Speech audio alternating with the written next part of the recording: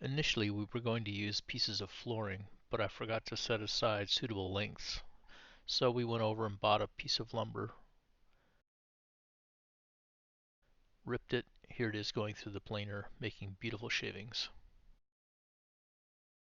One of the significant challenges was dealing with the irregularities in the floor, particularly between the kitchen and the dining room.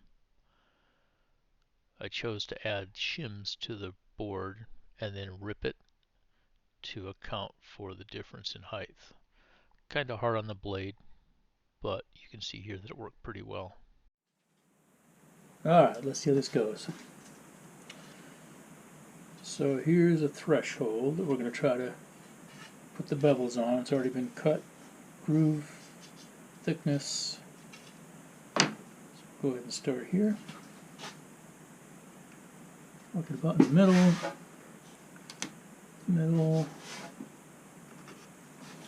and straight edges over to the kid's house.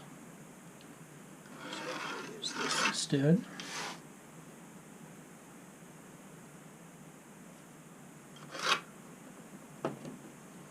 And that wasn't so good.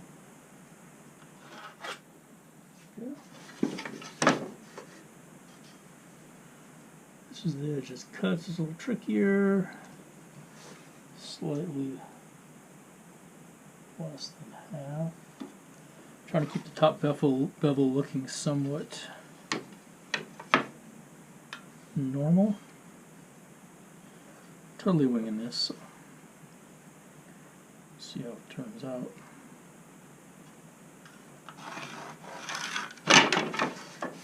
Since nothing's straight and even, it's going to kind of be by eyeball.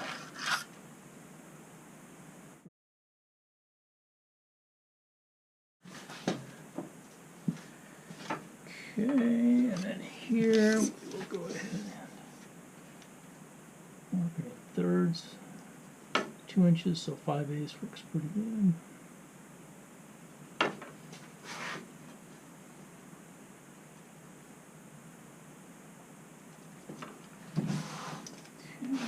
One more.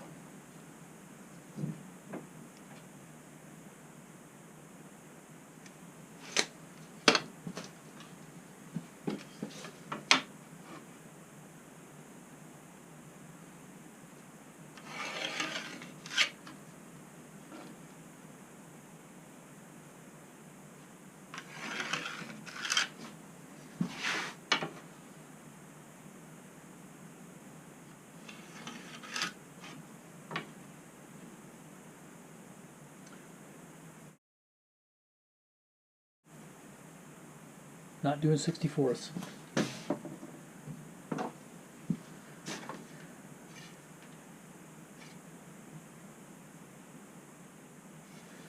Okay, I think that'll work.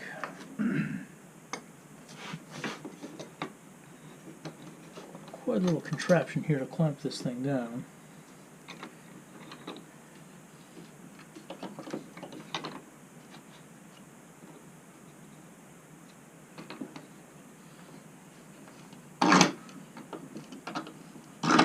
But it does work.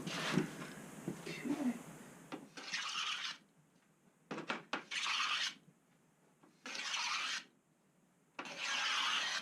Such a satisfying tool to work with.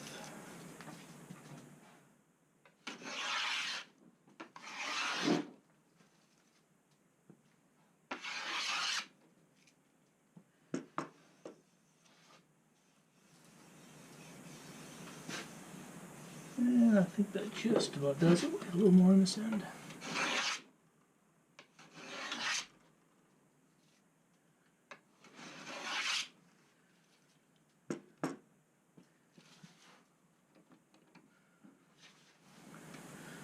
There we go, not too bad.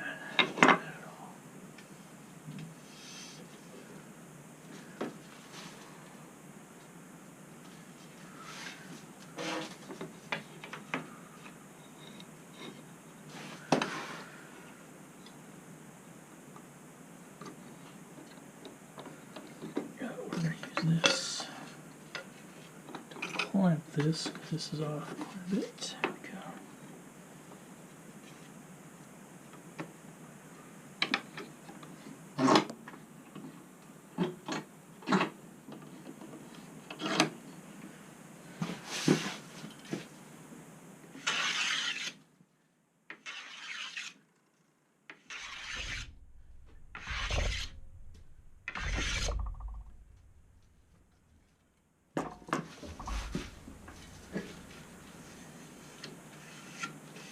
Yeah, I think that's it.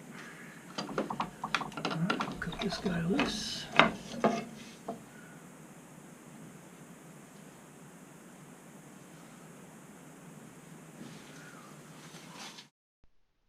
And there we have it.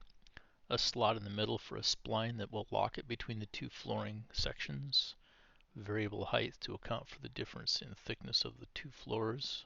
And a nice taper on both sides on top to give it the nice transition. And here's evidence of the work. And here is the threshold in place, ready for stain and poly.